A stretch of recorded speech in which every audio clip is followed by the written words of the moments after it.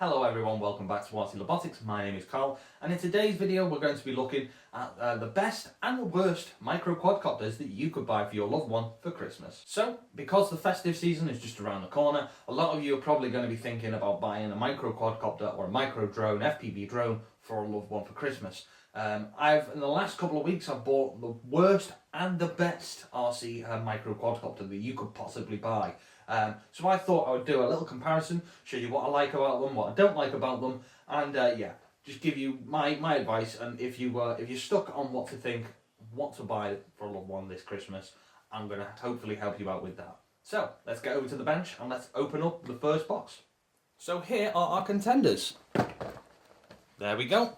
One of these quadcopters is absolutely brilliant and one of these quadcopters is absolutely useless. So let's open up the boxes and see why one of them is brilliant and why one of them is completely useless. So obviously, if you've never touched a quadcopter before, you're not going to know different brands and different makes and different models. So this is just a cheap one that I picked up from B&M. I think it was $7.99, and I bet you're wondering, well, why is this this toy drone so cheap and so inexpensive? Well, we're going to show you today, and I'm pretty sure you've guessed it already. This is the rubbish one. This is the terrible, terrible quadcopter. Now, why is this a terrible quadcopter? I'm going to show you why this is the most useless quadcopter ever. You ready? Here we go. Now, if you're familiar with quadcopter controllers, you know that it consists of some sort of controller with buttons and two sticks. And the reason we have just one control trigger, just like a radar controlled car, not even a steering trigger, is because this quadcopter is a one-channel quadcopter. It goes up and it goes down. That is it. That is your lot. So we're going to show you just exactly what you get in the box. You get some spare props, a charger. The battery is already installed inside the quadcopter, and you need to supply your own 2 AA batteries for the controller. So let's put the packaging aside and we'll see what you can do. All the way in, all the way out.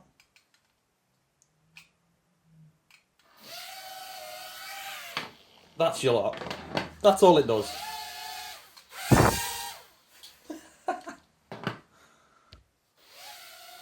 It is quite stable for a quadcopter, but there's absolutely no control other than throttle.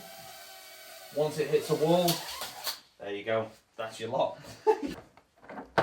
And here is our second one, the Revell Fizz quadcopter. Now this was, I think I got it for $19.99 from Argos. I'll put a link in the description where you can go and find one of these. If you've never bought a quadcopter for someone before, or you're looking to buy one for Christmas, I would recommend buying this one. This is the most brilliant quadcopter on the market at the moment, and I'll show you why. So we'll take it out of the box. So first off, the price, $19.99, just under £20 for a controller, one battery, a charger, the quadcopter itself. We get a set of spare props, a little screwdriver in there from doing maintenance on it. You get a nice thick manual with it, Revell manual in all different languages. And yeah, it's just a fantastic quality. Revell is known in the model industry for fantastic quality in balsa models and die-cast kits and things like this. He even did a Scalextric set, which is worth quite a lot of money if you've got one these days. Let's take out the controller. So I'll show you the controller we've got this time. Proper 1-channel, 2-channel, 3-channel controls. Throttle, aileron, roll and yaw. So yeah, absolutely fantastic little kit. Let's just show you the battery that we get. Inside the kit you get a 180 milliamp hour battery. This is probably good from a full charge.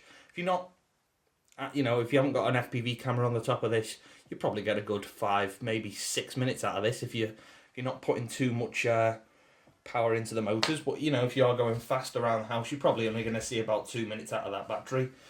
But yeah, it's a fantastic little model. Let's show you some of the flight characteristics.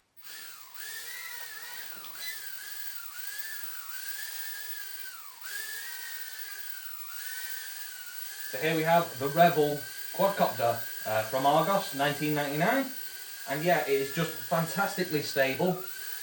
It's nice and quiet because it's one of these little tiny whoop designs, and more than anything, it's got plenty, bags and bags and bags of power.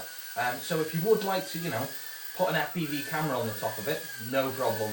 But also, if you've seen some of my most latest videos, this thing can also lift quite a lot more than an FPV camera, because I've done a few videos where I lifted an RC Harrier jump jet. I've also lifted a SpaceX Falcon 9 booster and a SpaceX Starship SN8.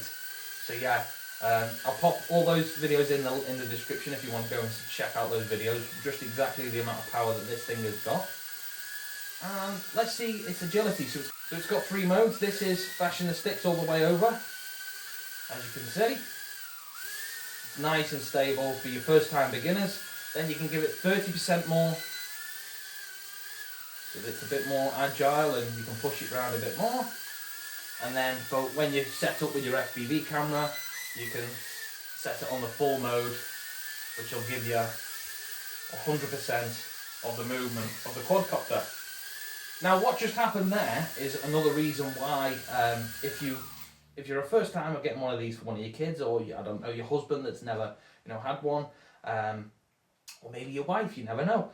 But if you're getting one of these, the great thing about these is the propellers are ducted, or they've got these black, housings around the propellers. So if your kids accidentally put their fingers near the spinning props, nothing's going to really happen. I wouldn't, advise putting. Let's just put that in the stable one. I would not advise putting your fingers anywhere near the top of the blade, because obviously they can get sucked in and you can get bit in a little bit. But also with walls, if you're worried about wallpaper getting scratched or anything like that, it's not going to happen. It can just crash straight into the wall, and normally it'll just bounce straight off, or it'll stay right there on the wall just like that. So yeah, this is why you want to get one of these ducted prop ones. But I would go for the Revell one. I'll put the link in the description where you can go and find this one, because it is just absolutely amazing for the price that you get it for. Revell is an amazing company.